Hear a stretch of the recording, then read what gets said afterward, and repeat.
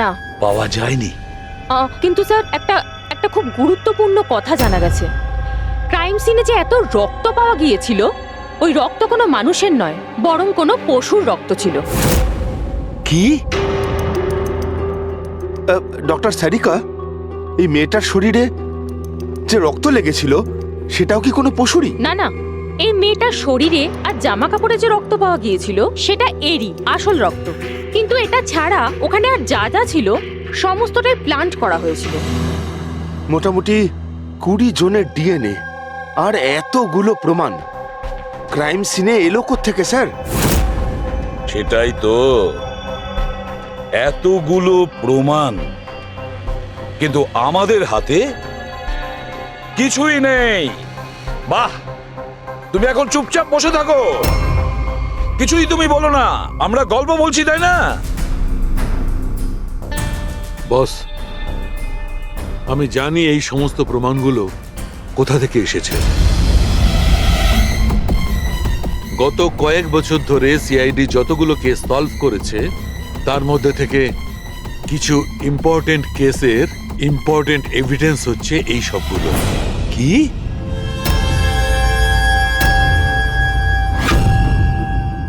Sir, আমি ওই মহিলা আর তার বাড়ির ব্যাকগ্রাউন্ড সম্পর্কে সব চেক করলাম।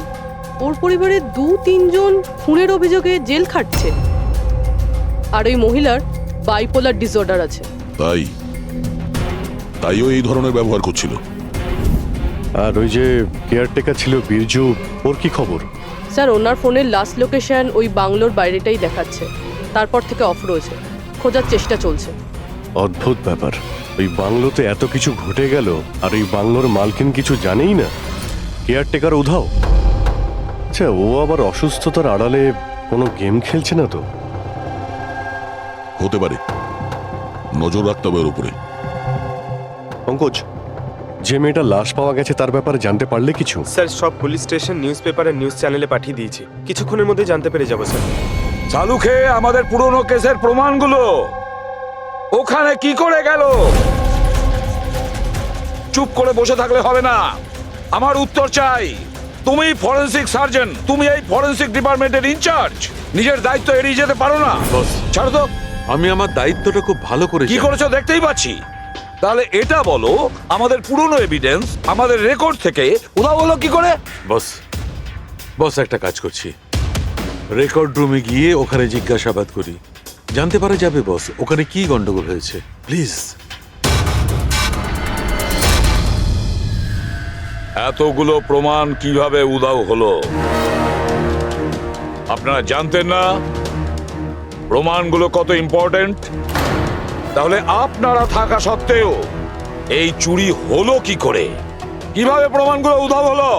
স্যার, আমার উপস্থিতিতে চুরি হয়নি স্যার। তাহলে চুরি কবে হয়েছে? স্যার, এই চুরি হয়তো রাত্রে হয়েছে, কেননা আমরা তো রাত্রে থাকি না, তাই না? এই জন্য চুরি হয়েছে। আর আপনি, আপনার কি বক্তব্য শুনি? স্যার, আমি ডাক্তারবাবুকে কতবার বলেছি যে লকগুলো ঠিক করিয়ে নিতে, দরজা জানলা ঠিক করে নিতে, সিসিটিভি ক্যামেরা লাগিয়ে নিতে, কিন্তু ডাক্তারবাবু আমাদের কথা শোনেনি না। তাছাড়া আর কি? স্যার, ও জানি না কাদের নিয়ে মাঝে মাঝে চলে আসেন আর বলেন যে পুরনো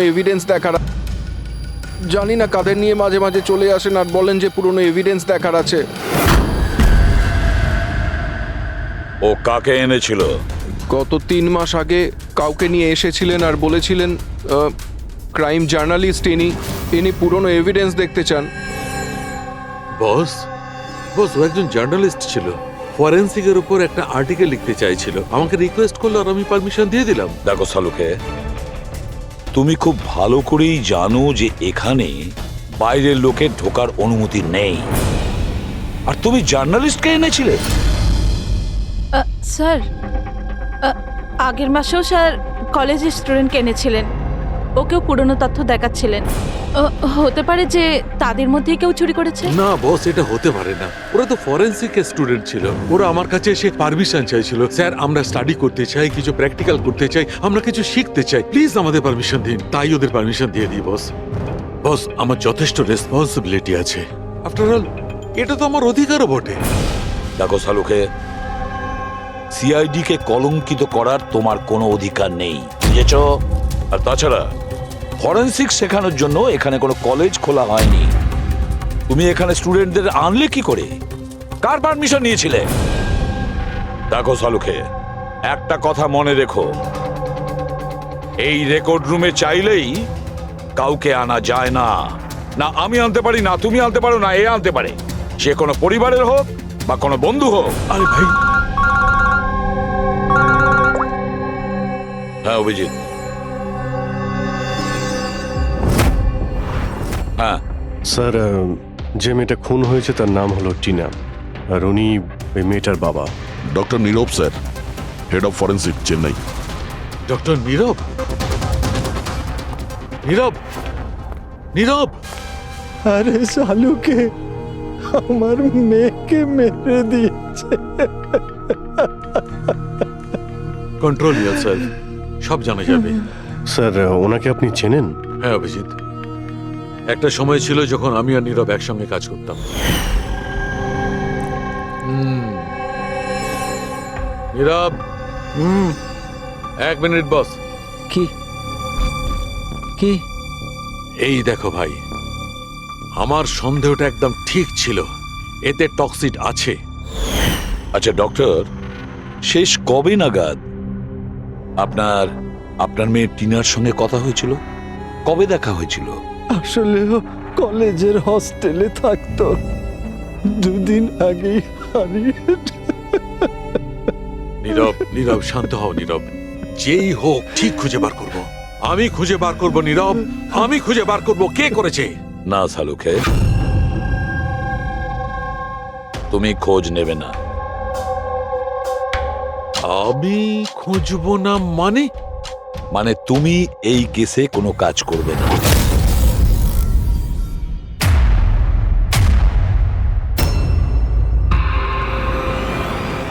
কেন? কারণ তোমার গাফিলতির জন্য ফরেনসিক রেকর্ড রুম থেকে প্রমাণ চুরি হয়ে গেছে। সালুকে, ইউ আর সাসপেন্ডেড যতক্ষণ না কেস সলভ হচ্ছে।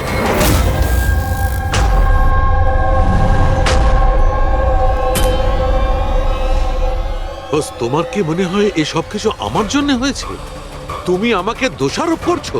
দোষারোপ করছি না সালুকে, এটাই বাস্তব, আর সেটা তুমি খুব ভালো করে জানো।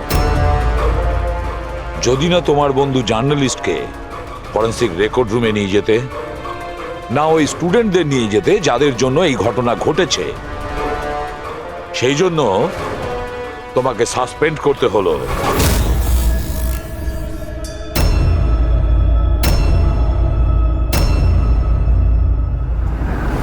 কিন্তু ভাই, নীরবের আমাকে প্রয়োজন আছে, এই কেসটাতে আমার প্রয়োজন আছে, প্লিজ। না সালুকে। স্যার, স্যার আপনি আমাকে ডেকেছিলেন?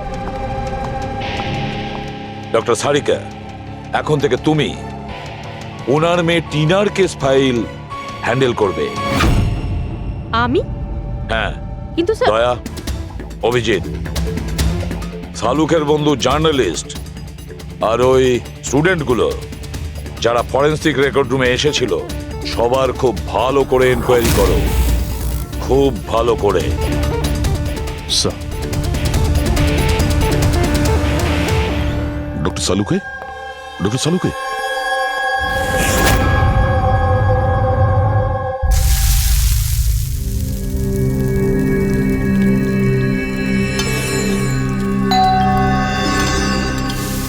ওই এসে হাজির হয়েছে ওরা দুজন, দয়া আর অভিজিৎ, আমার কাটা খাই নুনে ছিটে দিতে। আমি জানি ওরা কি বলবে, স্যার কিচ্ছু হবে না, আপনার উপর আমাদের পুরো বিশ্বাস আছে, সব ঠিক হয়ে যাবে, ছাই ঠিক হয়ে যাবে। প্রথমে অপমান করে বাইরে বার করে দেবে, তারপর এদের দুজনকে পাঠাবে মলম লাগাতে। যাও যাও, ওকে একটু সান্ত্বনা দিয়ে এসো। ধ্যাৎ।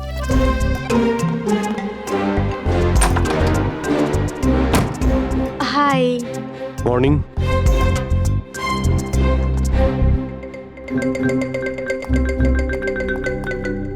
আরে কেন টেনশন নিচ্ছেন স্যার, সব ঠিক হয়ে যাবে। আমাদের আপনার ওপর পুরো বিশ্বাস আছে ডক্টর। আমরা বিশ্বাস করি আপনি কোনো ভুল কাজ করতে পারেন না, কিন্তু কি করব, প্রোটোকল তো ফলো করতেই হবে না। দেখো, তোমাদের থেকে আমি কোনো রকম সহানুভূতি চাই না। আর হ্যাঁ, তোমাদের এসিপি সাহেবের সহানুভূতিরও একদম দরকার নেই। আমি বাচ্চা নই, কাঁদছি না। আমি জানি প্রদ্যুমন নিজের ডিউটি সম্পর্কে খুব সচেতন হওয়া উচিত। গুড। স্যার আমার খুব খারাপ লাগছে, আই এম ভেরি সরি। আপনার সামনে এসিপি স্যার না আমাকে সারিকা, লজ্জা পাবার কোনো দরকার নেই। তুমি নিজের কাজটা মন দিয়ে করো, প্রত্যেকটা জিনিস মন দিয়ে দেখবে, কোনো না কোনো সূত্র নিশ্চয়ই পাবে। আমরা যা কিছু স্পর্শ করি আমাদের ছাপ রেখে যাই। রিমেম্বার, এভরি কন্ট্যাক্ট লিভস এ ট্রেস বিহাইন্ড। ব্যাস এই ফর্মুলাটা ফলো করবে। আর হ্যাঁ, যতদিন এই কেসটা সলভ না হয় প্লিজ এখানে আসবে না। স্যার আরে আমি জানি আমি নিরপরাধ, আর আমি সেটা প্রমাণ করেই ছাড়ব। ততদিন পর্যন্ত প্লিজ লিভ মি অ্যালোন। তোমরা কেসটা মন দিয়ে করো।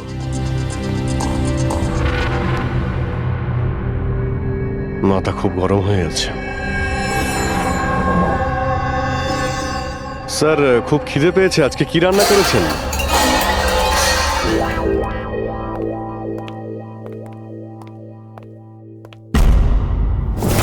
স্যার, হুম? এই জার্নালিস্ট শুনেছি খুবই অভদ্র একটা মানুষ। 3 মাস আগে নাকি ডক্টর নীরবের সঙ্গে ওনার ঝামেলাও হয়েছিল। দেখছি কতটা টেরা লোকে। স্যার আপনাদের ভেতরে ডাকছে। Thank you.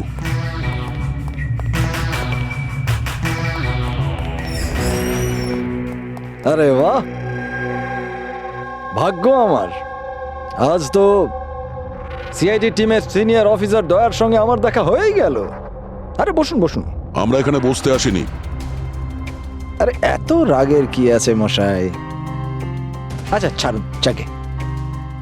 এটা বলুন যে কি খাবেন, চা, কফি, ঠান্ডা? ঠান্ডা ঠান্ডা ফান্ডা খাই না আমরা। আচ্ছা মিস্টার দয়া, আমি অনেক দিন থেকে সিআইডি টিমের উপর একটা ডকু ড্রামা করার কথা ভাবছিলাম, কিন্তু আমাদের এসিপি স্যারকে পাওয়াই যায় না। আপনি তো জানেন নিশ্চয়ই, সিআইডি আজে বাজে লোককে এন্টারটেন করে না। আপনি সোজা আসল কথায় আসবেন। হ্যাঁ নিশ্চয়ই, 20 বছর ধরে আমি এই প্রফেশনের মধ্যে আছি, সব সময় পয়েন্টেই থাকি। বলুন, সবার প্রথমে কি জানতে চান? ডক্টর নীরবের সঙ্গে ঝগড়ার ব্যাপারে, নাকি ফরেন্সিক রেকর্ড উইং এর বেহাল অবস্থার ব্যাপারে? ডক্টর নীরবের সঙ্গে তোমার ঝগড়াটা কি ছিল? না, আমার সাথে ওর কোনো ঝগড়া ছিল না। আমি শুধু ওকে সততার একটা আয়না দেখিয়েছিলাম। ওর খারাপ লাগলো সেটা। তার মানে?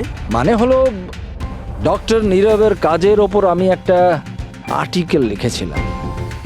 আমার হিসেবে উনি ফরেন্সিক কাজের জন্য বিশ্বস্ত ছিলেন না, সামান্য ঢিলে ঢালা টাইপের ফরেন্সিক এক্সপার্ট ছিলেন। সেই জন্য তিনি আমার ওপর মানহানির কেস করে দিলেন। খুব অসম্মান হয়েছিল ওনার। আমি ওনার কাছে ক্ষমাও চেয়েছিলাম, কিন্তু এখন আমার ওনার মেয়ের মৃত্যুর খবর শুনে আমার খুব খারাপ লেগেছিল। আর আপনি দুঃখ প্রকাশ করার জন্য এভিডেন্স রুম থেকে এভিডেন্স চুরি করে সেখানে ফেলে দিলেন যেখানে নীরব বাবুর মেয়ে খুন হয়েছিল। আরে দাদা, আমি এটা কেন করতে যাব? আমি কেন পুরনো হার আর রক্তমাখা শাড়ি চুরি করতে যাব? তাহলে তুমি ওই এভিডেন্স উইং এ কি দেখতে গিয়েছিলে? ফরেন্সিক ল্যাব থেকে এভিডেন্স কিভাবে চুরি হয় আমি সেটা দেখতে গেছিলাম। আমি আপনাদের কাজের দুর্বলতা দেখতে গেছিলাম। থাক, এসব যেতে দিন, এগুলো বলার কোনো দরকার নেই। এখন তো আপনারাও সবটা জেনে গেছেন বোধহয়। দেখুন, বেশি বক্তৃতা দেবেন না আপনি। যতটা জিজ্ঞেস করা হচ্ছে ততটার উত্তর দিন, কেন? ব্যাস। যে নিজেদের কথা উঠলো অমনি ঝাল লাগলো? আপনাদের কাছে কি এই কথার উত্তর আছে যে কে কিভাবে ফরেনসিক ল্যাব থেকে জিনিসগুলো চুরি করলো? আমার তো মনে হয় খুনি আপনাদের দুর্বলতাটা দেখাতে চেয়েছে।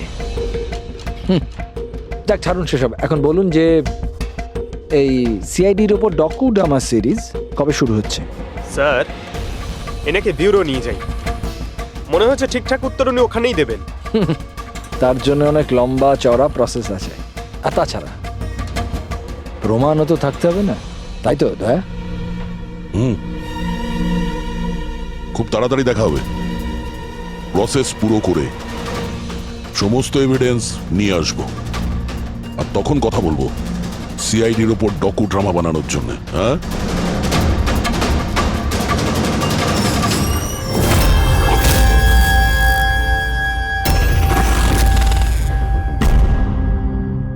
ডক্টর নারায়ণী,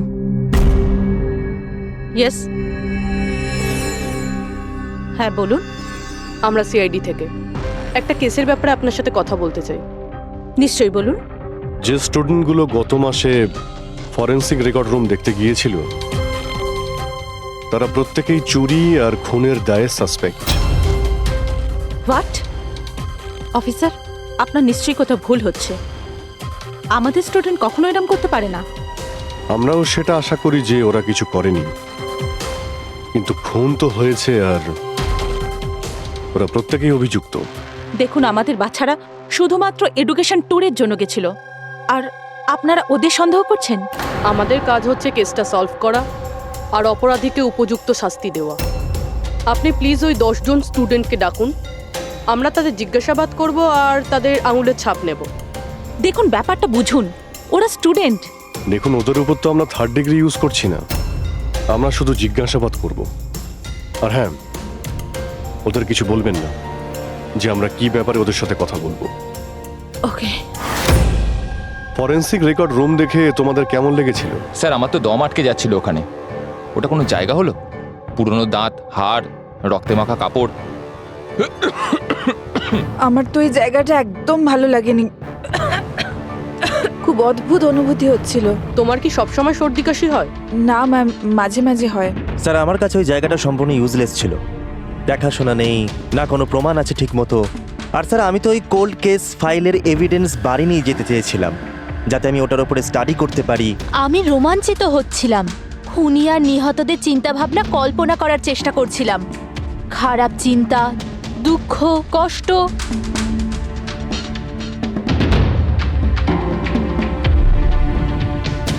স্যার, এখানে তো 9 জন রয়েছে, একজন নেই। হ্যাঁ, আজকে একজন স্টুডেন্ট অ্যাবসেন্ট আছে, ওর শরীর ঠিক নেই। সে কে? কি নাম তার? সারিকা। সারিকা? ওর ব্যাপারে পুরো ডিটেলসটা চাই। হ্যাঁ সারিকা, কিছু কি পাওয়া গেল? দেখো, আমাদের হাতে কিন্তু সময় নেই। স্যার, আমি বারবার চেষ্টা করছি যদি কোনো প্রমাণ হাতে পেয়ে যাই, যাতে সালু খেসার যে নির্দোষ এটা প্রমাণিত হয়। যাই হোক না কেন, কিছু না কিছু তো ঘটেছে। যারা সালুখেকে ফাঁসানোর চেষ্টা করেছে, কে হতে পারে আর কেনই বা সে করছে? স্যার, আপনি এটা জানেন, তবুও সালু খেসারকে বের করে দিলেন। সারিকা, আমি সেটাই করেছি যেটা আইনত। না হলে সালুখেকে আমি... কি স্যারকে আপনি কি? খুনি খুব বড় ভুল করেছে। কি ভুল স্যার? যখন তোমরা ওখানে গিয়েছিলে, ওই বাড়ির ভেতর ঘুরছিলে, ভেতর থেকে বাইরে, বাইরে থেকে ভেতরে, সব জায়গায় যখন প্রমাণ খুঁজে বার করছিলে, তখন ফেডরিক, তখন তুমি চিহ্ন ছেড়ে যাচ্ছিলে। তোমার হাতের চিহ্ন, পায়ের চিহ্ন, আরো অনেক ছোট ছোট জিনিস, যেগুলো তোমাদের অগোচরেই ঘটছিল। আর খুনি ঠিক একইভাবে ওখানে তার চিহ্ন ছেড়ে গেছে, এমন চিহ্ন যেগুলো আমরা ট্রেস করতে পারি। ট্রেসেবল চিহ্ন? সারিকা, আমরা যা কিছু স্পর্শ করি আমাদের ছাপ রেখে যাই। রিমেম্বার, এভরি কন্ট্যাক্ট লিভস এ ট্রেস বিহাইন্ড। স্যার আমাকে হিন্ট দিয়েছিলেন, কিন্তু আমি বুঝতে পারিনি কেন।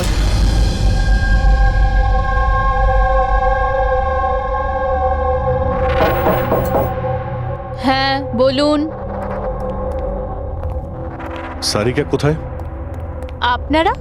সিআইডি। আপনি কে? স্যার, আমার নাম রূপালী। আর সারিকা? স্যার, ও তো এখানে নেই, কালকেই চলে গেছে। কোথায় গেছে? ম্যাম, ও নিজের বাড়ি চলে গেছে। কালকে ও এলো, তারপর তাড়াহুড়ো করে নিজের ব্যাগ প্যাক করলো, আর খুব তাড়াহুড়োতে ছিল তাই নিজের ফোনটাও ফেলে গেছে। কোনো কারণ কি বললো এত তাড়াহুড়ো করে বাড়ি যাওয়ার জন্য? হ্যাঁ স্যার, ও বলছিল যে ওর বাড়ির কোনো লোক অসুস্থ আছে। কি? স্যার ফরেন্সিক সেন্টার থেকে জানতে পারলাম সারিকা অসুস্থ, আর এ বলছে যে ওর বাড়ির কেউ অসুস্থ। হুম। কিছু তো একটা ব্যাপার আছে। আচ্ছা রূপালী, এই সারিকার বাড়ি কোথায়? স্যার কানপুর। কানপুর। আর তোমরা তোমরা একসঙ্গেই থাকতে? হ্যাঁ স্যার, আমরা রুমমেটস ছিলাম। আচ্ছা, তোমরা কতদিন একসাথে রয়েছো? এই হবে 8-9 মাস। 8-9 মাস ধরে তো একে অপরের ব্যাপারে নিশ্চয়ই ভালোই জানবে। কি কেমন মেয়ে ছিল সারিকা, কিছু বলতে পারবে তুমি? স্যার ও তো খুব ভালো মেয়ে ছিল। ইনফ্যাক্ট ও নিজের কাজ নিয়ে ব্যস্ত থাকতো, মানে ফরেন্সিক ইনস্টিটিউট যাওয়া, ওখান থেকে ফিরে আসা, এইসব নিয়েই থাকতো। Forensic centre? তো ও কি ওখানকার কোনো কথা তোমাকে বলেছিল? হ্যাঁ, ফরেন্সিক ইনস্টিটিউটের ব্যাপারে কিছু কিছু কথা আমাকে বলতো। যেমন? যেমন এই কিছুদিন আগেও আমাকে বলছিল যে তুই জানিস রূপালী, প্রমাণ ট্রেস করে যে কাউকে ফাঁসানো যেতে পারে। রিয়েলি? কিন্তু এটা কিভাবে হতে পারে? আরে বোকা, সব কিছু হতে পারে। আমি সব করতে পারি। যে কোনো কেসকে পাল্টে দেওয়া যায় শুধুমাত্র প্রমাণের ওপর ভিত্তি করে। এবার দেখ আমি কিভাবে সবার মাথা ঘুরিয়ে দিতে পারি। স্যার, টিনা আর ডক্টর সালুঙ্কের কেসেও তো তাই ঘটেছে। আর এই সারিকাও কেটে পড়েছেন। ওকে তাড়াতাড়ি খুঁজে বের করতে হবে।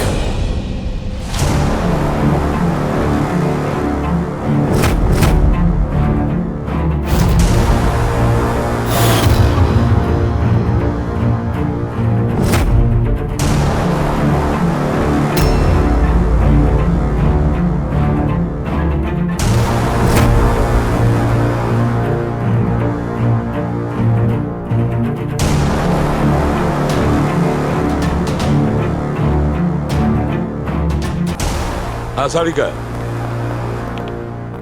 স্যার খুনি যেই হোক না কেন, যে এতগুলো প্রমাণ চুরি করেছে আর ক্রাইম সিনে প্ল্যান্ট করেছে, এটা করার সময় ও নিশ্চয়ই জিনিসগুলোকে ছুঁয়েছে। কিন্তু ডক্টর সারিকা, আপনিই তো বলেছিলেন যে কোনো আঙুলের ছাপই পাওয়া যায়নি, তাহলে এই জিনিসগুলো ধরলো কি করে? আঙুলের তো কোনো ছাপ পাওয়া যায়নি, কিন্তু আমি এটা বলার চেষ্টা করছি যে এত প্রমাণ ও চুরি করেছিল আর ক্রাইম সিনে প্ল্যান্ট করেছিল, এখন এত পরিশ্রম করার পর ওর একটু তো ঘাম হয়েই ছিল। মানে sweat analysis? Exactly, sweat analysis করেছি। আর ওই প্রসিডিয়ারে আমি একটা ডিএনএ পেয়েছি। এই দেখুন, এই ডিএনএ থেকে আমি এটাই জানতে পেরেছি যে এই লোকটার একটা বিশেষ ধরনের রোগ আছে, সিস্টিক ফাইব্রোসিস। এটা কি ধরনের অসুখ? এটা একটা জেনেটিক রোগ পুরবি।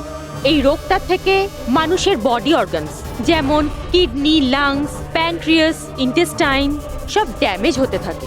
কিন্তু ডক্টর সারিকা, এই রোগটা চেনা যায় কিভাবে? মানে কোনো সিমটমস তো আছে? সিমটমস আছে।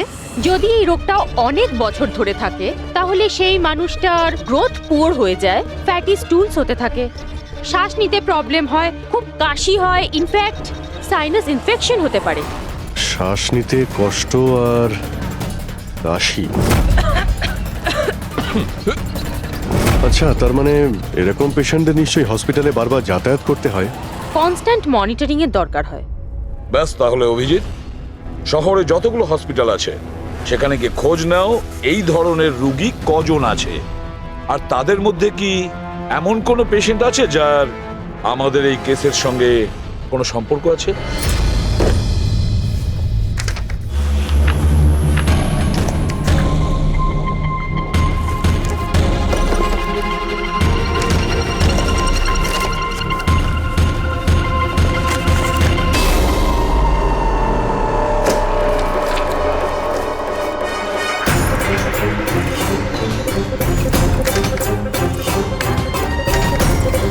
এই কেসটা আমরা একসঙ্গে কাজ করেছিলাম। ডক্টর নীরবের মেয়েকে খুন করা হয়েছে, আমাকে সাসপেন্ড করা হয়েছে, তো বাকি রইল ললিত। যদি এই সবকিছু কেসটার জন্য হয় তাহলে ললিতের সঙ্গেও নিশ্চয়ই কিছু ঘটেছে, নাহলে হয়তো ঘটবে। ললিতকে খুঁজতে হবে, কিন্তু এত বছর ধরে ললিতের সঙ্গে কোনো যোগাযোগ নেই, কি করে খুঁজবো? ট্রাই করে দেখি।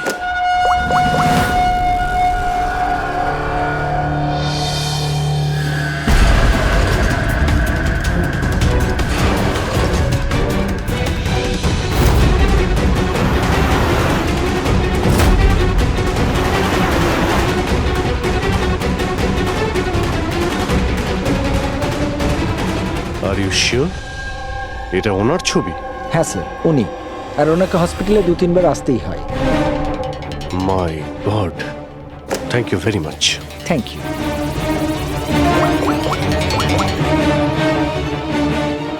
দয়া, খুনির ব্যাপারে জানতে পেরেছি। কি ডক্টর ললিত মারা গেছেন 5 বছর আগে? হ্যাঁ স্যার, আপনারা মেয়ের সাথে দেখা করতে পারেন। কোথায় ওর মেয়ে? আমি কথা বলতে পারি? সে তো মুম্বাইতে আছে স্যার, সারিকা নাম ওর। সারিকা? হ্যাঁ sir. Okay, thank you. Sarika মুম্বাইতে।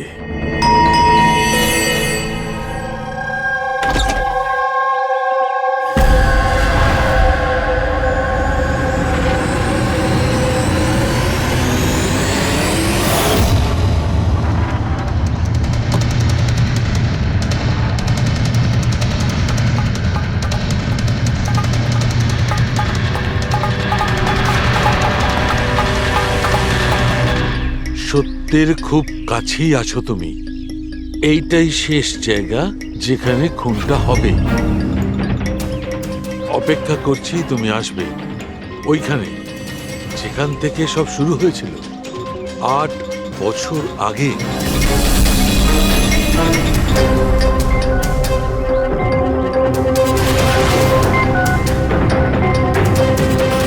আট বছর আগে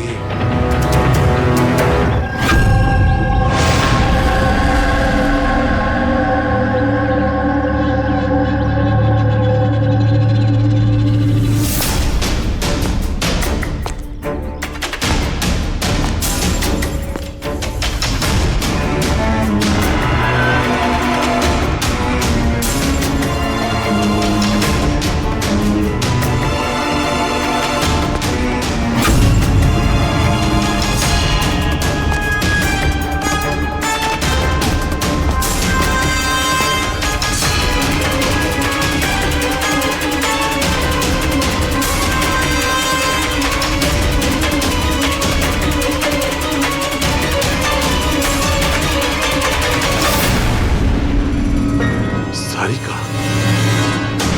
একে কে মারল? হঠাৎ আলোটা নিভে গেল কেন?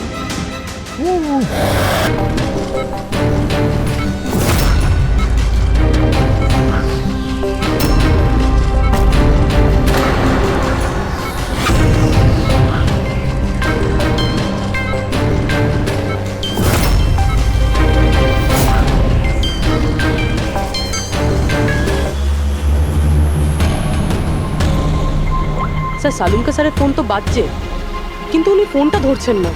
উনি আবার বিপদে পড়েননি তো? ডক্টর সালুকের ফোনের লোকেশন এক্ষুনি ট্র্যাক করো, দেখো কোথায় আছে। আর এই খুনিরও।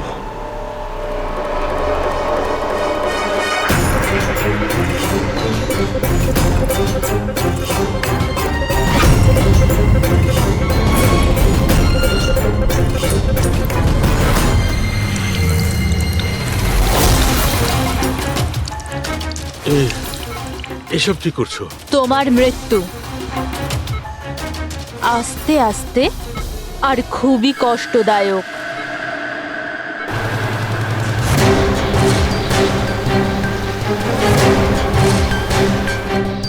তোমার শরীরের এক এক ফোঁটা রক্ত যখন তোমার শরীর থেকে আস্তে আস্তে বেরোবে না, তখন খুব মজা আসবে তোমার, তাই না? কিন্তু তুমি এসব কেন করছো? নিজের বাবার মৃত্যুর প্রতিশোধ নিচ্ছি। আরে খুনি হচ্ছ তোমরা 3 জন। তোমার বাবা রঘু? হ্যাঁ, রঘু, যাকে তুমি ডক্টর ললিত আর ডক্টর নীরব মিলে মেরে ফেলেছো। আর তোমাদের জন্য আজ আমার বাবা আমার সাথে নেই। মেরে ফেলেছি? আমরা? কিভাবে? প্রমাণ জোগাড় করে মেরে ফেলেছো। তোমরা প্রমাণ জোগাড় করে আমার বাবাকে ফাঁসির শাস্তি দেয়া করিয়েছো। দেখো দেখো, প্রমাণ জোগাড় করা, শাস্তি দেওয়া, এটা ফরেন্সিকের কাজ। কাজ এটা? নিশ্চয়ই নিশ্চয়ই এটা তোমাদের কাজ, কিন্তু তোমরা আমার ব্যাপারে তো ভাবোনি না। ওই মেয়েটার ব্যাপারে যার থেকে যার বাবাকে ছিনিয়ে নিয়েছো। আমার বাবার মৃত্যুর পরে আমি ডিপ্রেসড হয়ে গিয়েছিলাম, আর এই সব থেকে বেরোনোর পরে আমি ভেবে নিয়েছিলাম, ঠিক করে নিয়েছিলাম যে আমি তোমাদের তিনজনকেই এই মৃত্যুর শাস্তি দিয়ে তারপরেই ছাড়বো। আর এই জন্যই তুমি টিনাকে মেরে ফেলেছো। হ্যাঁ, মেরে ফেলেছি আমি ওকে, কারণ আমি জানতাম ডক্টর ললিত 5 বছর আগেই মরে গেছে। আর পড়ে রইল তুমি আর ডক্টর নীরবের প্রশ্ন। তো আমি জানতাম যে ডক্টর নীরব নিজের মেয়ে টিনাকে খুব বেশি ভালোবাসে। টিনার মরে যাওয়ার পর ও নিজেই নিজেকে মেরে ফেলবে। আর তুমি, আর পড়ে রইল তোমার প্রশ্ন, তুমি তোমার ফরেনসিক অফিসকে খুব ভালোবাসো। যখন ওখান থেকে তোমাকে ধাক্কা মেরে অপমান করে বার করে দেবে, তখন তো তুমি নিজেকেই নিজে মেরে ফেলবে। কিন্তু সারিকা তোমার কি ক্ষতি করেছিল?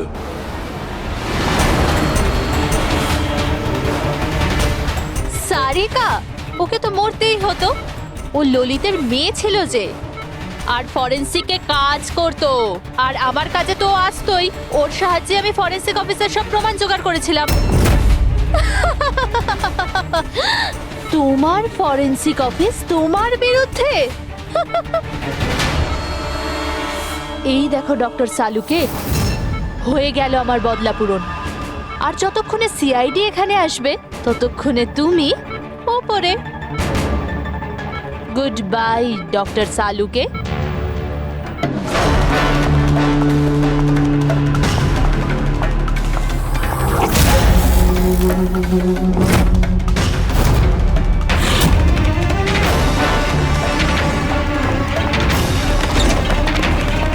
রূপালী,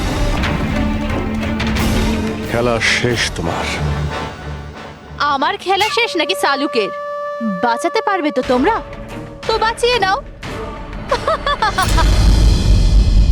রক্তের ঋণ তো চাপিয়ে দিলে বস আমার উপর। রক্তের ঋণ তো চাপাইনি আমি তোমার ওপর, আমি তো বরং তোমার ঋণ শোধ করলাম। অপরাধীদের শাস্তি দিতে সাহায্য করেছিলে, সেই ঋণ এবার শোধ করে দিলাম। আচ্ছা শোনো, অনেক রেস্ট হয়েছে, এবার কাজে লেগে পড়ো। তাড়াতাড়ি সুস্থ হয়ে উঠুন। সারিকা একা লাশগুলোর সঙ্গে কথা বলছে। ওহো, সারিকা, অভিজিৎ তো তোমার খুব প্রশংসা করছে। দেখো ভাই, এখন 1 সপ্তাহ তো আমি এখান থেকে নড়ছি না বস। এক কাজ করো না, ততদিন সারিকাকে দিয়ে কাজটা করিয়ে নাও। ঠিক আছে, তাহলে বিশ্রাম নিন। Silence please. হ্যাঁ সালুকে, হ্যাঁ। সাইলেন্ট, চুপ। এই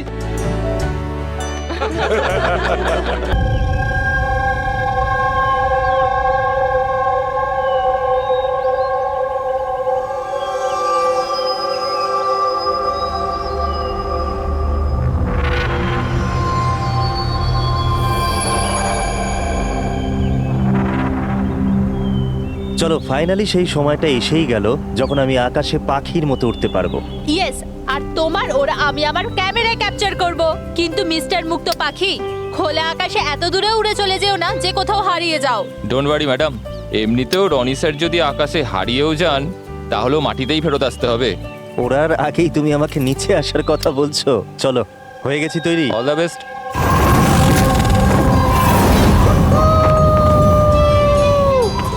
Yes, this is so much fun! Oh my god! Yes, come on, keep going, keep going. Aya, I love you! Ronnie, I love you too. Wow, মনে হচ্ছে না ভালোই এক্সপিরিয়েন্স আছে। অফ কোর্স, আমেরিকাতে ও অনেক অ্যাডভেঞ্চার স্পোর্টস ট্রাই করেছে, bungee jumping, paragliding, আরো অনেক। ইন্ডিয়াতে কোনো কিছু ট্রাই করেনি, আর যখন ইন্ডিয়াতে এসেছেই সারাদিনের জন্য, তো কেন কিছু ট্রাই করবে না?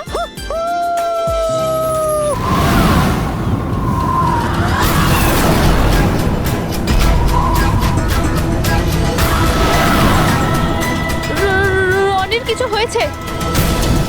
চল, রনির কিছু হয়েছে, দেখো।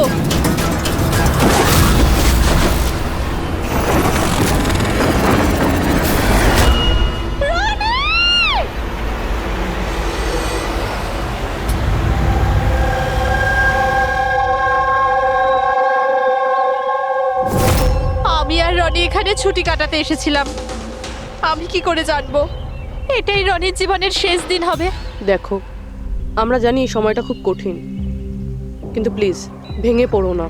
আমি এবার নিউ ইয়র্কে গিয়ে ওর বাবাকে কি জবাব দেবো? আমরা একসাথে এসেছিলাম, কিন্তু ফিরে যাব একা।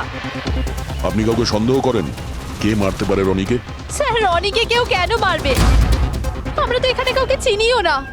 এমনটা নয় তো যে ওর কোনো শত্রু আমেরিকা থেকে ফলো করতে করতে এখানে এসেছিল? না স্যার, রনির কোনো শত্রু এখানে ছিল না। He was such a lively person, সবাই ওকে পছন্দ করতো। তাহলে তুমি বলতে চাইছো এখানে ইন্ডিয়াতে ওর কোনো আত্মীয় স্বজন, বন্ধু বা অন্যান্য কেউ নেই এখানে? এই দেশটা আমাদের জন্য অচেনা স্যার, সবকিছু এই প্যারাগ্লাইডিং এর লোকেরা করেছে।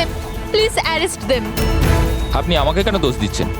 এটা আমাদের রুজি রুটির ব্যাপার, আমি কেন মারতে যাব ওনাকে? তাহলে কে মেরেছে রনিকে? স্যার, এটা তো আমিও বুঝতে পারছি না। 3000 ফুট উচ্চতায় গুলি কি করে চললো? কেই বা চালালো? তাহলে রনি 3000 ফুট উঁচুতে উঠছিল?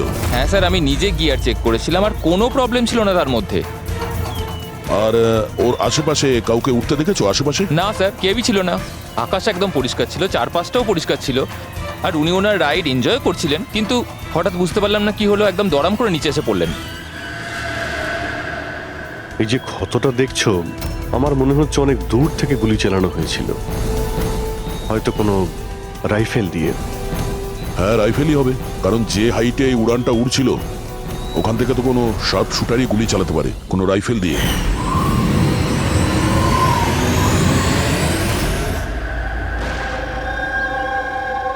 এখানে আশেপাশে কাউকে বন্দুক বা রাইফেল নিয়ে দেখেছিলে কাউকে? এখানে বন্দুক আনা অ্যালাউ নয় স্যার। আপনি আসল বন্দুকের কথা বলছেন স্যার? পুজোর ক্যাপ বন্দুক ফাটানোরও অনুমতি নেই। আপনারা কাউকে দেখেছেন এখানে? না ম্যাম, না তো। না না ম্যাম। আচ্ছা আলিয়া, আপনি যখন এখানে এলেন রনির সাথে, আপনার কাউকে সন্দেহ হয়েছিল? মানে কেউ আপনাদের ফলো করছে, এমন কোনো লোক যে গন্ডগোলের মনে হচ্ছে? না স্যার, এরকম তো কেউ ছিল না। তাহলে কি গুলি আকাশ থেকে চলেছিল নাকি? স্যার, আমি তো বললাম রনি স্যারের আশপাশে তো কেউই উড়ছিল না, তাহলে আকাশ থেকে গুলি চালালো কে? হ্যাঁ স্যার, আকাশে কেউ ছিল না। আপনি চাইলে এই ফুটেজগুলো চেক করতে পারেন, এখানে কেউ নেই ওর সাথে।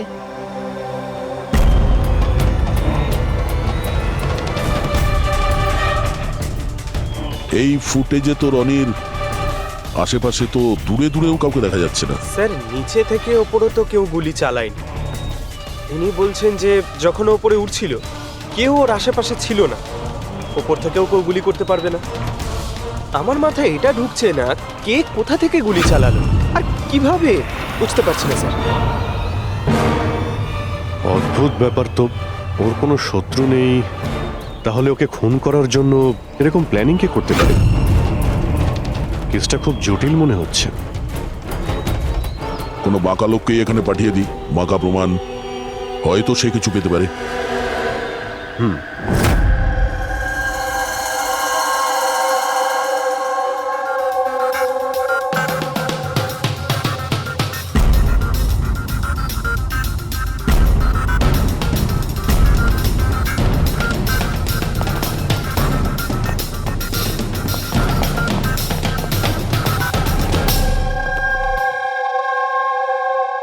আরে বাহ, আজকে আপনারা দুজনে এমন ভাবে কাজে ডুবে আছেন যে মনে হচ্ছে যে অনেক প্রমাণ আমাদের হাতে দিয়ে আমাদেরকে পাঠাবেন এখান থেকে। অনেকগুলো প্রমাণ? হ্যাঁ। আর যদি একটাও না পাওয়া যেত? সোজা করে বলো না, কোনো প্রমাণ পাওনি, খুঁজে দেখোনি? ডক্টর সালুকে ওই গুলির ব্যাপারে কিছু জানতে পারেননি? আপাতত এইটুকু জানতে পেরেছি ভাই, ওপর থেকে কোনো ইউএফও গুলি চালিয়েছে। শালুকে, তুমি না কোনোদিনই সোজাসুজি করে কথা বললে না। আরে এটা কি, এটা বোঝাও, আমাকে বোঝানোর জন্য এরকম করছো? হ্যাঁ বলো। এ দেখো বস, রনি মাটি থেকে 3000 ফুট উঁচুতে উঠছিল, আর ওর গুলিটা লেগেছে তার ওপর থেকে প্রায় 1000 ফুট উঁচু থেকে, আর এই গুলিটা 60 ডিগ্রি অ্যাঙ্গেলে এসে গায়ে লেগেছে। আমার তো ভেবেই কেমন যেন মাথাটা ঘুরছে। আকাশের উপর থেকে কে গুলি চালাতে পারে ওর উপর? এটা কিভাবে সম্ভব? এখনো হয়নি, আরো বাকি আছে বস। এই গুলিটা প্রায় 3 কিলোমিটার দূর থেকে ছোড়া হয়েছে। ভারী অবাক কাণ্ড, তাই না দয়া? 3 কিলোমিটার দূর থেকে গুলি চালানো হয়েছে। 60 ডিগ্রি অ্যাঙ্গেলে রনির গলার ভেতর ঢুকে যায় আড়াআড়ি। তার মানে রাইফেলটা খুব পাওয়ারফুল ছিল মনে হয়। একদম ঠিক বস, রাইফেলটাও পাওয়ারফুল ছিল আর গুলি যে চালিয়েছে তারও হাতটা পাকা। এত উঁচুতে হাওয়া খুব জোরে প্রবাহিত হয় আর টেম্পারেচারও কম বেশি হতে থাকে, তবুও লক্ষ্যটা মিস করেনি, একদম নির্ভুল পয়েন্টে গিয়ে লেগেছে। গুলি যে চালিয়েছিল খুব পাকা খেলোয়াড় ডক্টর, সব শুটার। একদম। আর এইরকম শার্প শুটার সহজে তো পাওয়া যায় না যে এই কাজটা করে দেবে। কিন্তু স্যার আমরা সমস্ত ভিডিও দেখেছি, যখন রনি আকাশে ছিল তখন ওর আশেপাশে কোনো প্যারাসুট বা চপার ছিল না স্যার, আকাশ একদম পরিষ্কার ছিল। সেটাই তো বুঝতে পারছি না যে ওই কিলার কোথা থেকে গুলিটা চালিয়েছিল, অথচ আকাশটা পরিষ্কার ছিল। ও কি মেঘের আড়ালে লুকিয়েছিল? আর স্যার ওই গুলিটার থেকে কি জানতে পারলাম? কিচ্ছু পাওয়া যায়নি পুরবি। আমি ব্যালিস্টিক ডিপার্টমেন্টের পুরো ডেটা চেক করেছি, এরকম গুলির তো কোনো রেকর্ডই নেই। স্যার, এই গুলিটা নিশ্চয়ই কাস্টমে বানানো হয়েছে। হ্যাঁ, নিজের মতন গুলিটা বানিয়েছিল, এমন গুলি যেটা 3 কিলোমিটার দূর থেকে চালানো যায় আর সোজা গিয়ে টার্গেটে হিট করে। আর স্যার, এই গুলিটা যখন এত শক্তিশালী, তো এর রাইফেলটাও বেশ স্পেশাল হবে। হ্যাঁ, এক কাজ করা যাক, গুলিটাকে ব্যালিস্টিক ডিপার্টমেন্টে যাচাইয়ের জন্য পাঠাই, দেখি কি রিপোর্ট আসে। আর সে যেই হোক, এত উপরে চলে গিয়েছিল খুন করার জন্যে, এবার ওকে তো মাটিতে নামতেই হবে।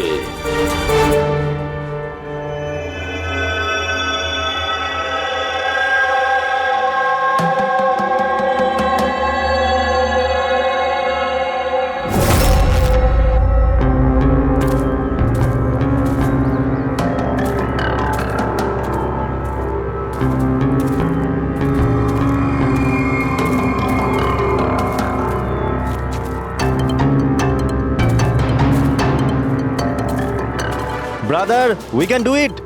আরে ইয়ার গুরু, আর চলতে পারবো না, খুব হাঁপিয়ে গেছি আমি। ব্যাস নবীন, আর বেশি দূর নয়, 3000 ফিট চড়ে ফেলেছি, পাশেই আছে। We can do it, come on.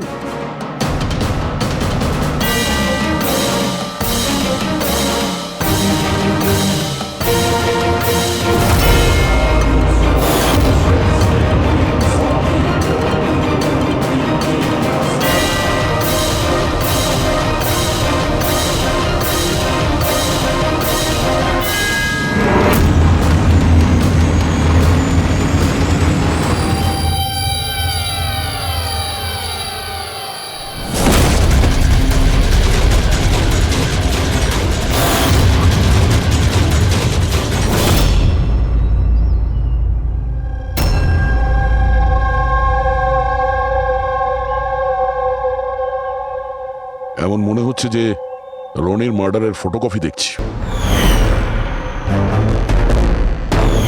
3000 fit উপরে ঠিক ওরকমই গুলি মেরেছে মাথার পেছনে। একেও একইভাবে গুলি চালিয়েছে। আচ্ছা, তোমরা যখন ট্রেকিং করছিলে, এই হিতেনের পিছনে কেউ কি ছিল? না স্যার, হিতেনই সবার পিছনে ছিল স্যার। স্যার এই দেখুন ফুটেজ। স্যার স্যার এটা ওই জায়গায় যেখানে এই সব কিছু হয়েছে। অদ্ভুত তো, পিছনে তো খোলা আকাশ রয়েছে, এমন কোনো জায়গা নেই যেখান থেকে গুলি করা যায়। তাহলে ওর গুলি লাগলো কি করে? দুটো কেসেই ধরা যাচ্ছে না যে গুলি কোথা থেকে চলেছে। স্যার একদম ঠিক বলছেন, আকাশ থেকে কোনো কাক বা পায়রা কি করে গুলি চালায়? এই গুলিটা চালালো কে? আর এই দুটো গুলি 24 ঘন্টার মধ্যেই চলেছে। আমার মনে হয় এই দুটো কেসের মধ্যে কোনো না কোনো কানেকশন আছে। আচ্ছা, এই হিতেন কি কাজ করতো? স্যার কলেজ স্টুডেন্ট ছিল স্যার, মুম্বাই গ্র্যাজুয়েশন করতে এসেছিল স্যার। ট্রেকিং এর অনেক শখ ছিল। অভিজিৎ, বুঝতে পারছি না যে কেউ একজন কলেজ স্টুডেন্টকে মারার জন্য এত প্ল্যান করবে কেন। সেটাই তো, প্রথমে রনি আর এখনই হিতেন। তবে আকাশ থেকে তৃতীয় গুলিতে অন্য কেউ মারা যাওয়ার আগে এই খুনিকে ধরতেই হবে খুব তাড়াতাড়ি। গত 24 ঘন্টায় 2টো খুন হয়েছে, দুটোই যুবক, আর দুজনকে মারার পদ্ধতিও অদ্ভুত। অদৃশ্য খুনি। স্যার দুজনেরই মৃত্যু হয়েছে অ্যাডভেঞ্চার স্পোর্টস করতে গিয়ে। মাটি থেকে 1000 ফুট ওপরে মেরেছে স্যার। কিন্তু স্যার ভাবার বিষয় এটাই যে খুনি এই অ্যাডভেঞ্চার স্পোর্টের সময়টাই কেন বাঁচলো এদেরকে মারার জন্য? ও তো ওদের যে কোনো সময় মারতে পারতো। এত লম্বা প্ল্যান দুটো বাচ্চাকে মারার জন্য? শুধু প্ল্যানিংটাই বড় ছিল না দা, গানটাও বড় ছিল। এই যে এইরকম, এটা কি রাইফেল স্যার? এটা হলো PX-65 রাশিয়ান গান, এটা লং রেঞ্জ। এইরকম বন্দুক দিয়ে মারা হয়েছে। ডক্টর সালুকে এই বন্দুকটা দিয়ে 3 কিলোমিটার দূরে টার্গেটে কি হিট করা যায়? হ্যাঁ ফ্রেডি, শুটিং রেঞ্জে আমি এটা ট্রাই করে দেখেছি। এর রেঞ্জ 3 কিলোমিটারের বেশি আছে। এরকম বন্দুক তো হয় মিলিটারিদের কাছে থাকবে, আর না হলে উগ্রপন্থীদের কাছে। ঠিক বলেছো বস। আর সেই জন্য আমার মনে হয় এটা শুধুমাত্র মার্ডারের ব্যাপার নয়, বড় ধরনের অপরাধ হতে চলেছে, লার্জ স্কেলে।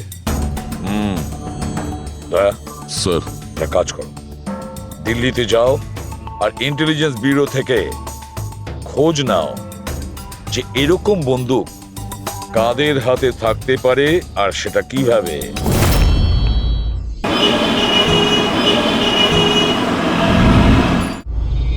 এই সমস্ত খুন এই রাইফেল দিয়েই হয়েছে।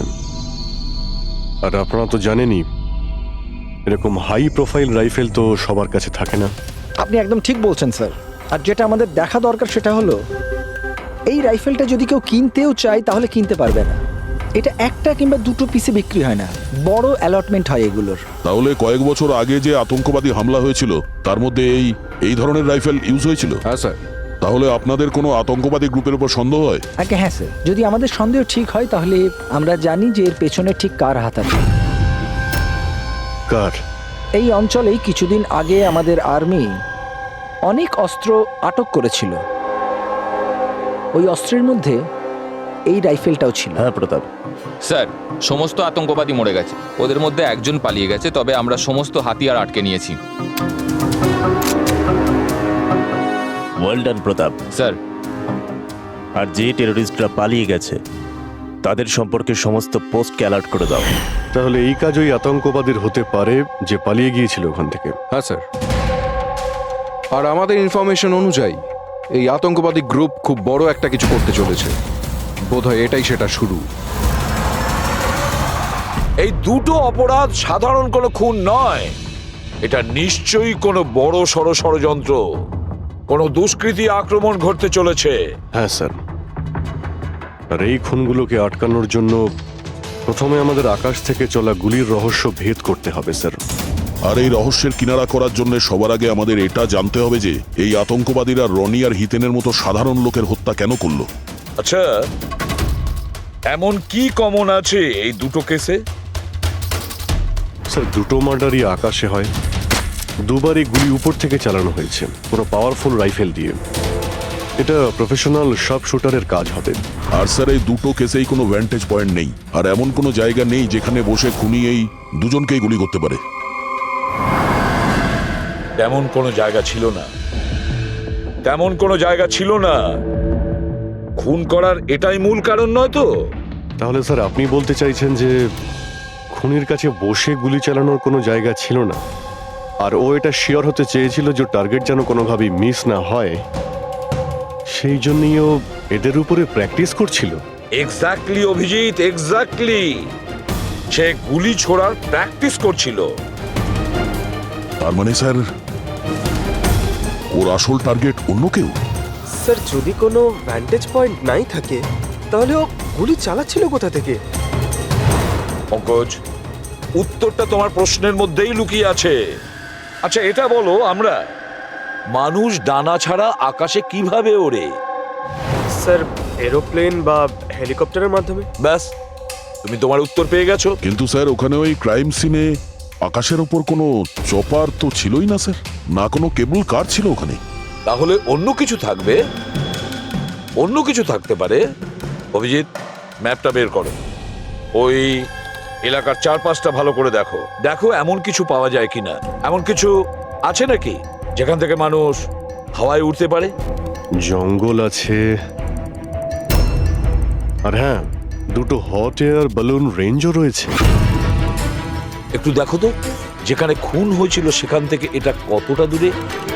স্যার, এই দুটো 60 কিলোমিটার রেডিয়াসের মধ্যে। তাহলে একটা কথা তো কনফার্ম, খুনি ওখানে হট এয়ার বেলুনে বসেছিল আর সেখান থেকেই ও গুলি চালিয়েছিল 3 কিলোমিটার দূর থেকে। স্যার, কেউ যদি হট এয়ার বেলুনে চড়তে চায় তাহলে আগে থেকে বুকিং করতে হয়, এমনি কেউ যেতে পারে না। কোনো ব্যাপার না, তোমরা ওই হট এয়ার বেলুনের অফিসে গিয়ে খোঁজ নাও যে এমন কোন টুরিস্ট ছিল যে ওই 2 দিনে ওই 2 হট এয়ার বেলুনে ঘুরেছিল। এটা টোটাল 12 জনের লিস্ট আছে যারা সেদিন হট এয়ার বেলুনে বসেছিল। কিছু জন একা বসেছিল, কিছু জন গ্রুপ বানিয়ে বসেছিল। তোমার কি মনে আছে এদের মধ্যে কতজনের কাছে কোনো জিনিস বা ব্যাগ ছিল? বা কোনো সন্দেহজনক কাউকে দেখেছো? না, বদমাস তো কাউকে লাগছিল না, কিন্তু একজন বয়স্ক আন্টি ছিলেন, পিঠে একটা ব্যাকপ্যাক ছিল আর চোখে চশমা আর মাথায় টুপি পরেছিলেন।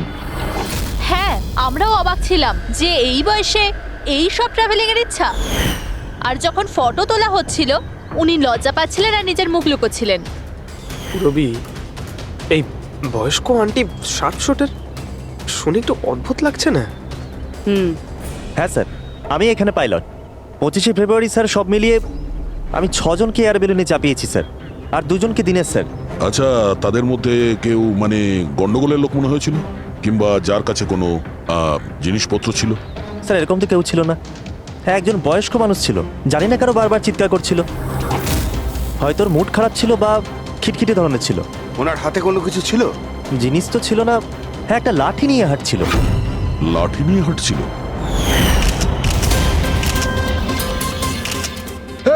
তোমাদের সাহস কি করে হলো আমার ছবি নেওয়ার, আমাকে জিজ্ঞেস না করে? কিছু ভদ্রতা আছে না নেই? ওরাও ওগুলো ওরাও। আচ্ছা, ফটো তোলার জন্য রেগে গেছিল? কি অদ্ভুত ব্যাপার, তাই না স্যার? লোক হট এয়ার বেলুনে তো প্রতিদিন বসে না, তাই না? তারা নিজেরাই ফটো তুলতে চায় যাতে এই স্মৃতিকে তারা সারা জীবন রাখতে পারে। আর কোনো বিশেষ কথা মনে আছে ওর ব্যাপারে? স্যার জানি না বলাটা ঠিক হবে কিনা। না না, বলো, যেটা মনে আছে খুলে বলো। ওনাকে হাঁটতে দেখে মনে হচ্ছিল না যে ওনার লাঠির প্রয়োজন আছে, কিন্তু তাও উনি লাঠি নিয়েই চলছিলেন। আচ্ছা,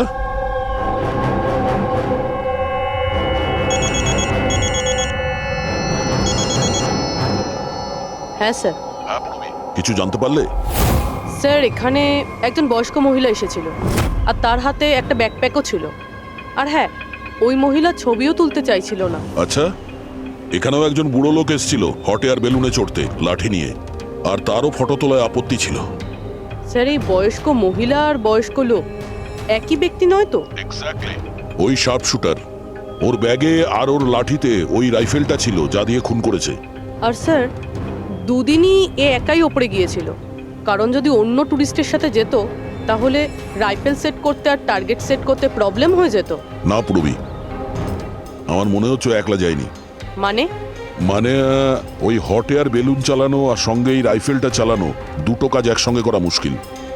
ওই হট এয়ার বেলুনের পাইলটও ছিল সঙ্গে। মানে স্যার এই অপরাধে পাইলটও যুক্ত? একটা কাজ করো, ওই পাইলটটাকে ধরো তাড়াতাড়ি। ওই দিন ওই বয়স্ক মহিলাকে বেলুনে উপরে কে নিয়ে গিয়েছিল? পাইলট কে ছিল? সঞ্জীব ছিল। এই এই পালাবি না, দাঁড়া দাঁড়া দাঁড়া। না আমাকে মারতে পারবে না ওকে। এই এই সঞ্জীব!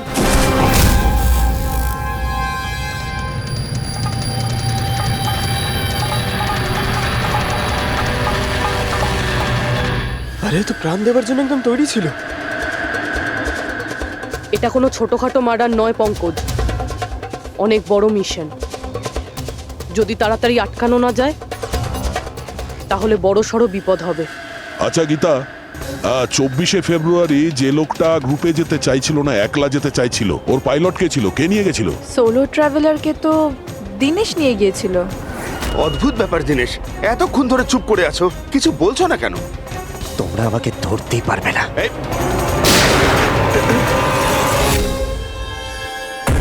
এখন যমরাজ তোকে অ্যাপয়েন্টমেন্ট দেওয়ার মুডে নেই। যতক্ষণ না আমাদের প্রশ্নের উত্তর আমরা পাবো, তোকে বেঁচে থাকতে হবে। চল।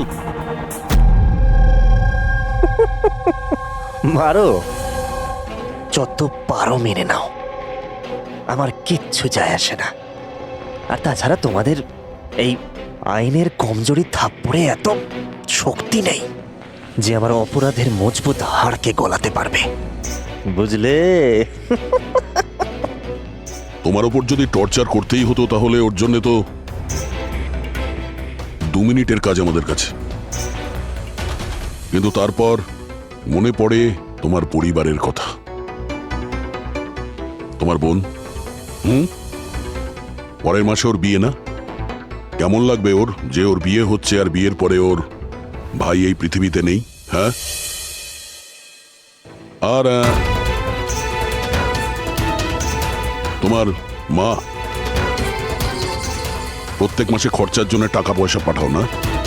তোমার মৃত্যুর পর কে খেয়াল রাখবে তার? কিছু ভেবেছো এ ব্যাপারে? হ্যাঁ, না।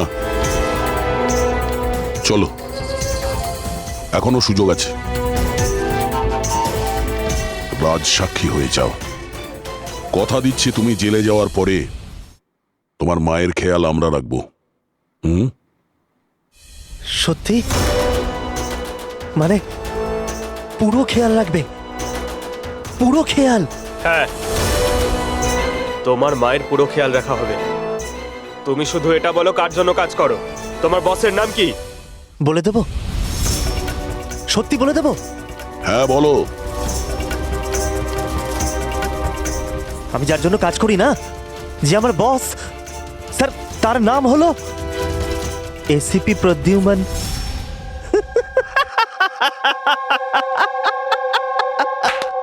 এসিপি প্রদ্যুম্ন, যাও ধরে নাও আর গ্রেফতার করে নাও তাকে।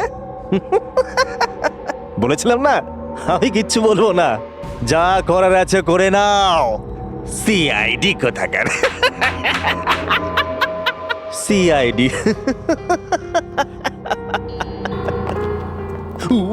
বস বস,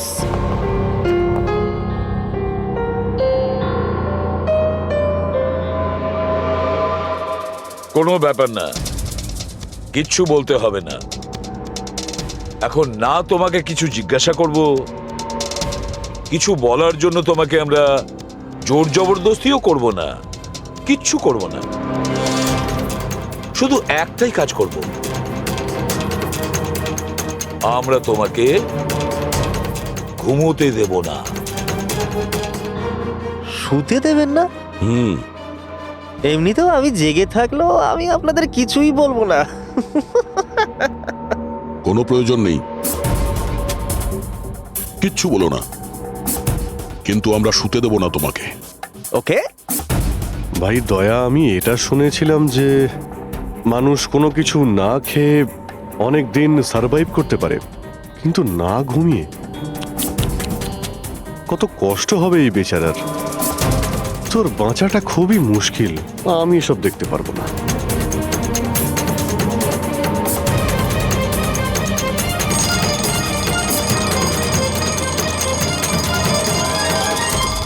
সময় কাটানোর জন্য খুব ভালো হবে, তাই না? তোর জীবনের শেষ মুহূর্তগুলো তুই এই কাঁটার সঙ্গে গুনতে থাকবি, ঠিক আছে? Thank you. ওকে ঘুমোতে দিও না।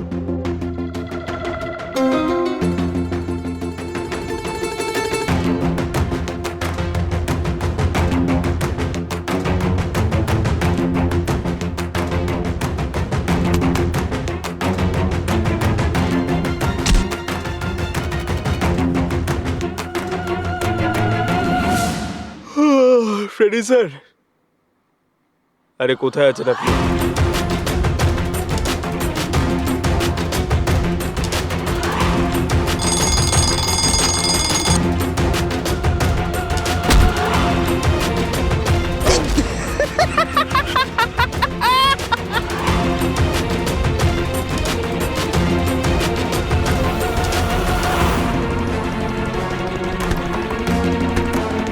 যতক্ষণ না মুখ খুলবি চোখের পাতা এক করবি না, বুঝলি? 5 মিনিটের জন্য নয়। চল না, 1 মিনিট 1 মিনিট তো শুতে দাও। 1 সেকেন্ড, শোবো না একদম, শোবো না একদম। শোবো না আমি।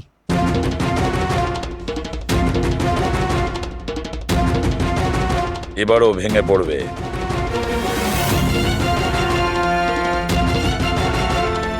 সব কিছু বলতে বাধ্য হবে।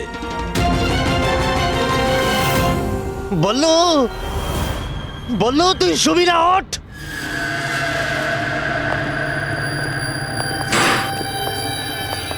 এই ঘুমোতে চাস?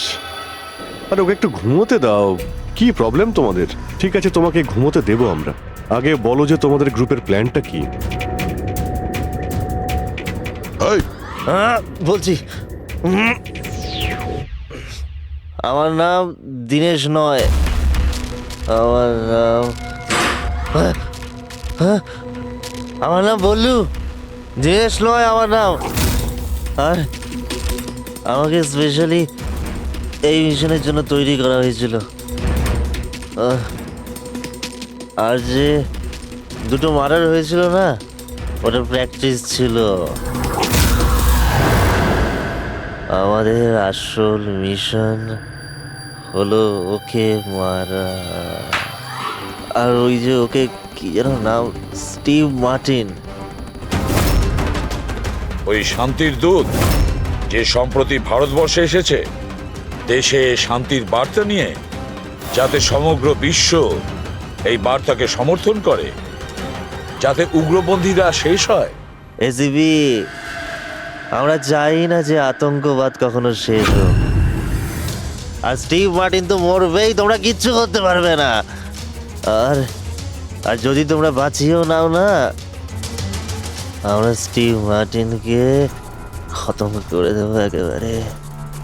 আমাদের যে শার্প শুটার আছে না, একদম পাক্কা নিশানা তার। কোথায় মারবে ওকে আর কখন? বল। ও যখন কনফারেন্সে ভাষণ দেবে না, ওটাই সব থেকে সঠিক ওটাই সব থেকে সঠিক সময়। ওটাই সব থেকে সঠিক সময় হবে। ওই সময় ওর আশেপাশে কোনো সিকিউরিটি থাকবে না। আর যে কনফারেন্সটা আছে না, ওটা বিল্ডিং এর ছাদেতে হবে। তো ওই হট এয়ার বেলুনেতে আমাদের সাব শুটার যাবে আর ওখানেই গুলি মারবে। কনফারেন্স ঘন্টা খানেকের মধ্যে শুরু হবে, এখন তাড়াতাড়ি ওখানে আমাদের পৌঁছতে হবে। আরে তোমরা যতই চেষ্টা করে নাও, বাঁচাতে পারবে না ওকে।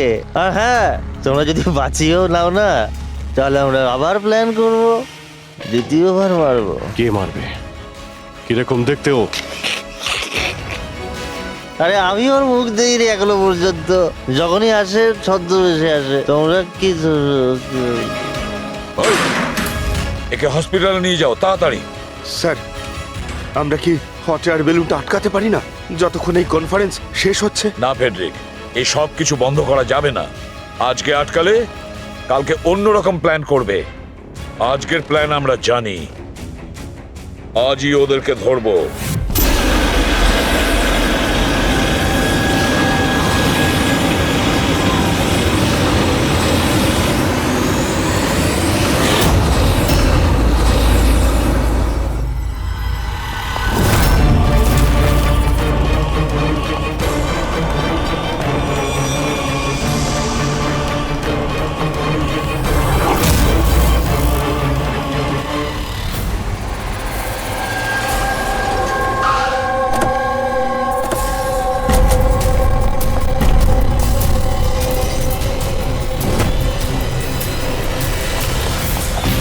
সিআইডি। মিস্টার স্টিভ মার্টিন কোথায়? ওপরে কনফারেন্স রুমে। ওর কাছে নিয়ে চলুন। আসুন। তাড়াতাড়ি তাড়াতাড়ি।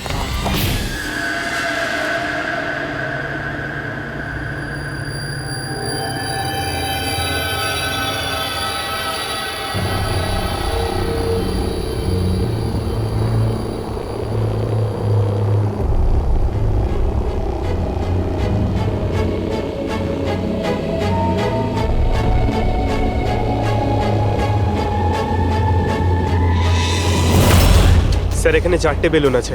দুটো ওপরে আছে আর দুটো রেডি হচ্ছে। আমার সামনে যে বেলুনটা আছে স্যার, ওতে একটা কাপল আছে। আর ওই ছেলেটার কাছে ব্যাকপ্যাক আছে। নজর রাখো ওদের উপরে। কারা কারা আসছে, কারা কারা যাচ্ছে, সবাইকে ফলো রেখো, ওকে?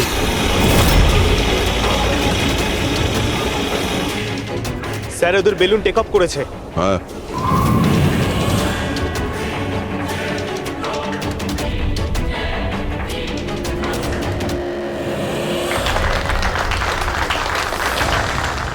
এই দুনিয়াতে টেরোরিজম কেন আছে এই প্রশ্নটা আমাদের জানা দরকার।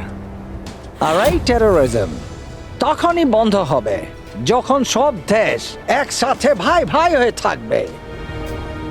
টেরোরিজমকে আমাদেরকে গোড়া থেকে উপরে ফেলতে হবে।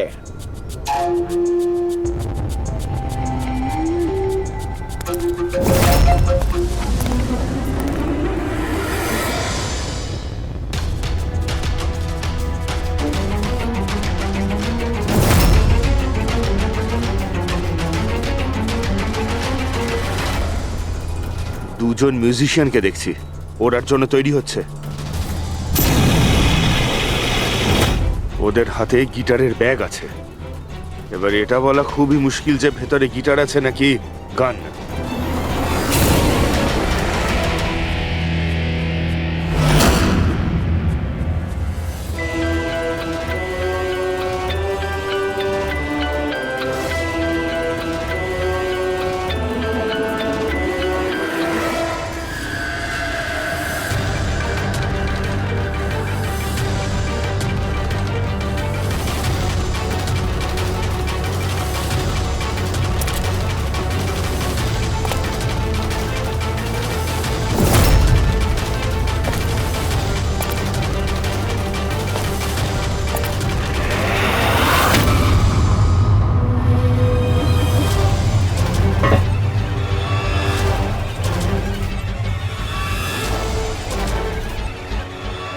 স্যার আরও একটা লোক এসছে, ওর কাছে একটা ব্যাকপ্যাক আর একটা ক্রাচ রয়েছে।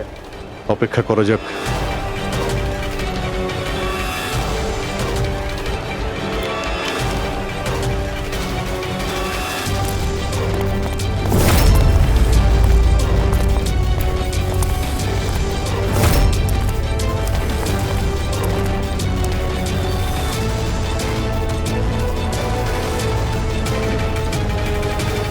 স্যার ক্যামেরা ক্রু এসেছে, ওদের কাছে আবার দুটো ব্যাগ। Camera crew?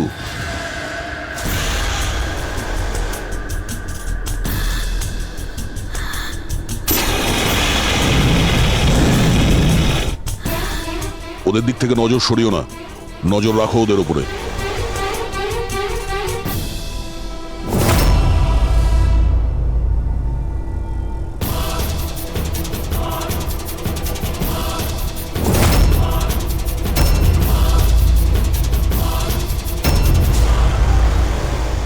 স্যার এখানে তো অনেক বেলুন উঠছে। সুইসাইড বম্বিং কি এটা? কেউ নিজের খুশিতে নিজের প্রাণ কি করে দিতে পারে? জীবন precious. Oh no, We need to respect এতগুলো বলুন, others. আর সব এর মধ্যে দেশে আমরা যেটা খুঁজছি সেটা কোনটা?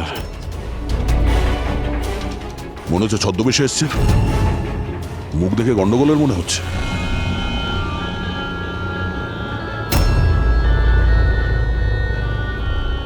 দয়া, ওই দুটোর উপর নজর রাখো। আমরা যেন সব সময় একটা কথা মনে রাখি, ওয়ার্ল্ড ওয়ার 1 আর ওয়ার্ল্ড ওয়ার 2। এটা তো গিটার। হচ্ছে কি এখানে? উপরে গিয়ে এরা মিউজিক বাজাবে নাকি? বাকি সমস্ত বেলুন তো চলে গেছে, একটাই আছে। মানে স্যার খুনি এই বেলুনের মধ্যেই রয়েছে? Wait and watch. খুনি এই বেলুনের মধ্যেই রয়েছে? এরা তো নিজেদের জায়গা থেকে নড়ছে না। Camera crew? স্যার এ কোথায় গায়েব হয়ে গেল?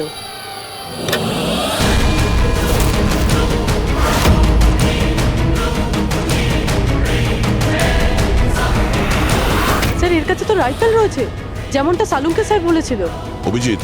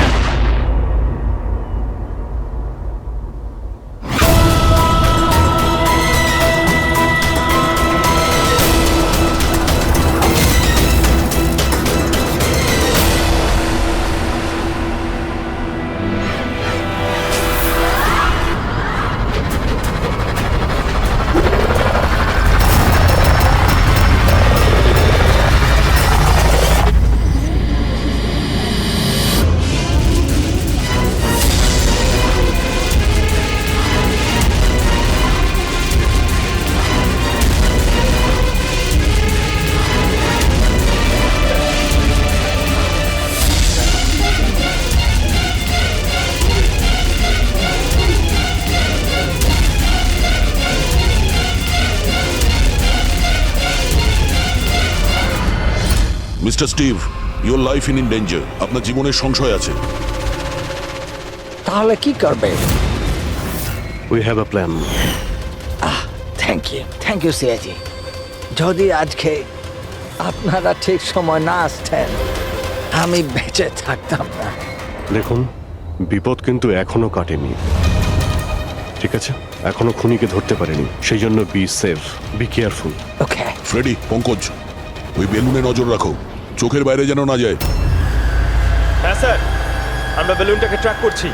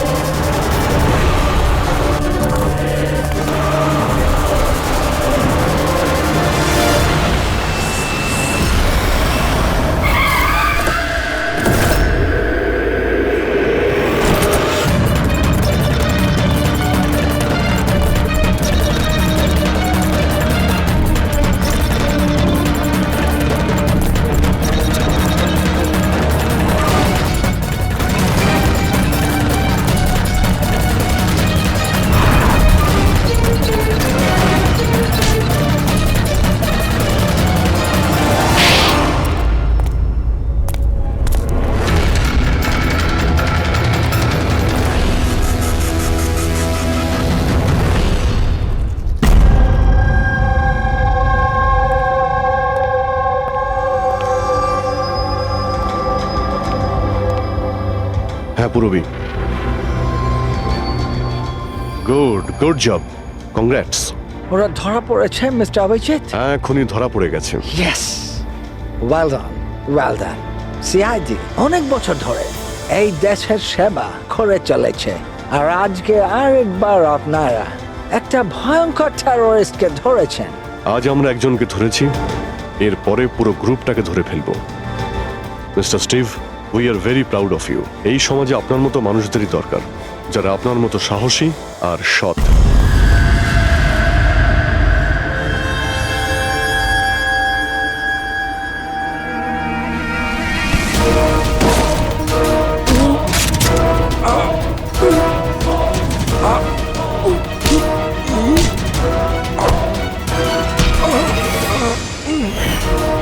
তাহলে তুমি ছদ্মবেশে রনি আর হিতেনকে মেরেছ?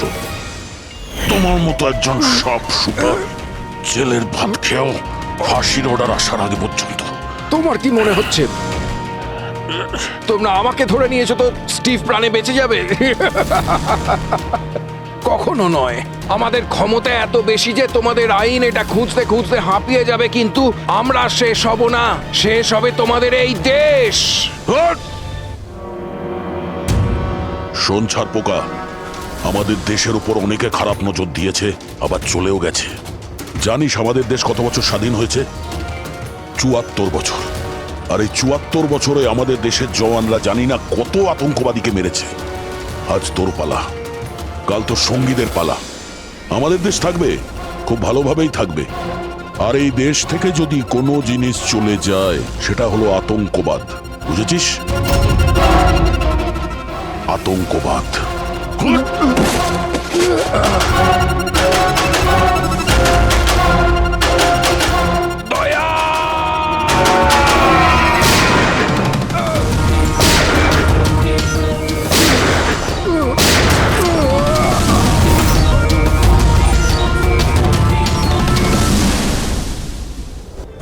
আতঙ্কবাদী পিঠেই গুলি মারবি, আমরা এখানে গুলি খাই, এখানে।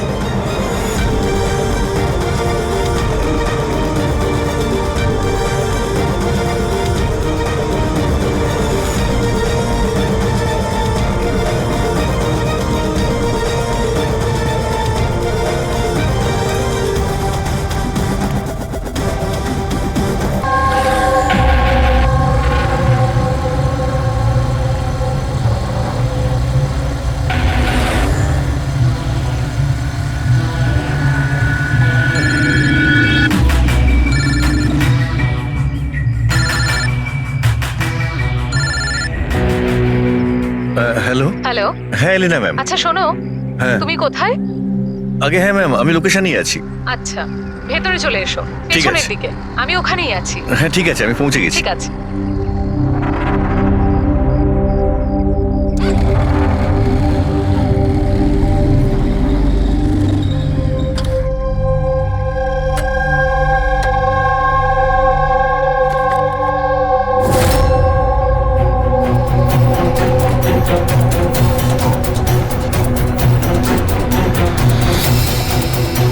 তো বড় অদ্ভুত জায়গা।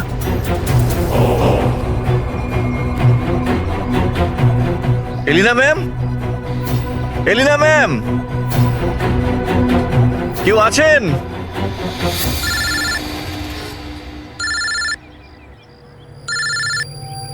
হ্যাঁ হ্যালো তুমি কোথায়? ম্যাম, আমি পৌঁছে গেছি। আমি নিচে দাঁড়িয়ে আছি বিল্ডিং এর।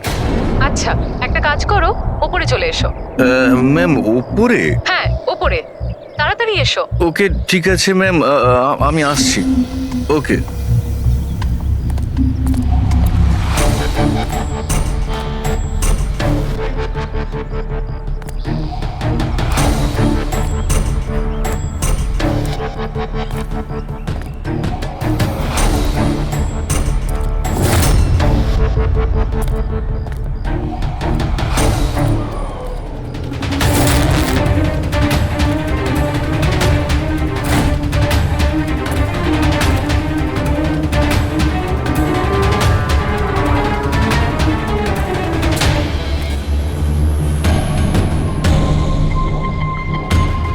ম্যাম আমি এসে গেছি। Elina ma'am, ma'am.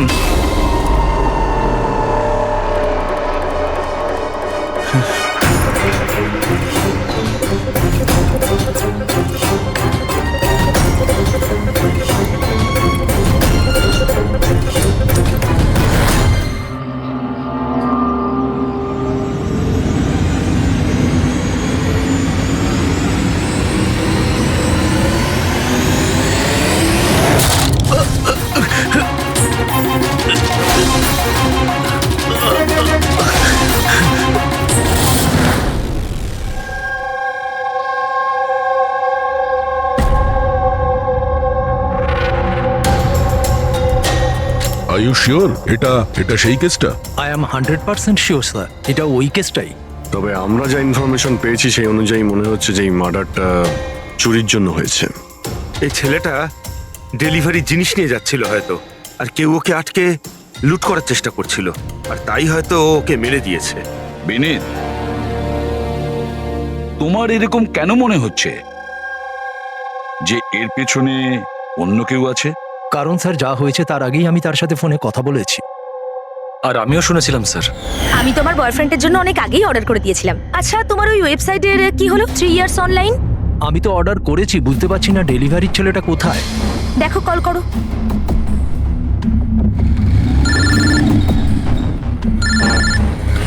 হ্যাঁ হ্যালো। আরে আপনি কোথায়? অনেকক্ষণ ধরে অপেক্ষা করছি। সরি স্যার, আধ ঘন্টার মধ্যেই আসছি।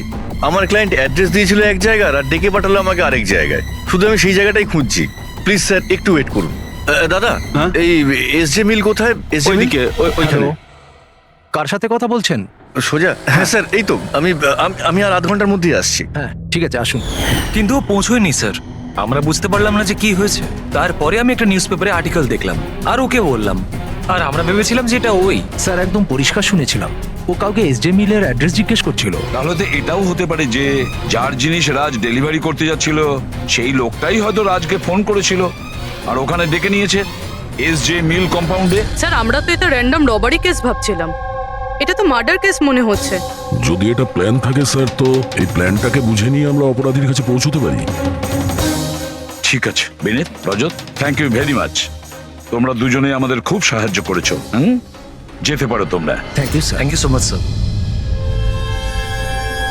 এই এসজে মিল কম্পাউন্ডের ব্যাপারে ভালো করে খোঁজ নাও, জিজ্ঞাসাবাদ করো, দেখো নিশ্চয়ই কিছু না কিছু তো পাওয়া যাবেই। আর সেই লোকটারও খোঁজ নাও যে রাজকে ফোন করে এসজে মিল কম্পাউন্ডে ডেকে নিয়েছিল।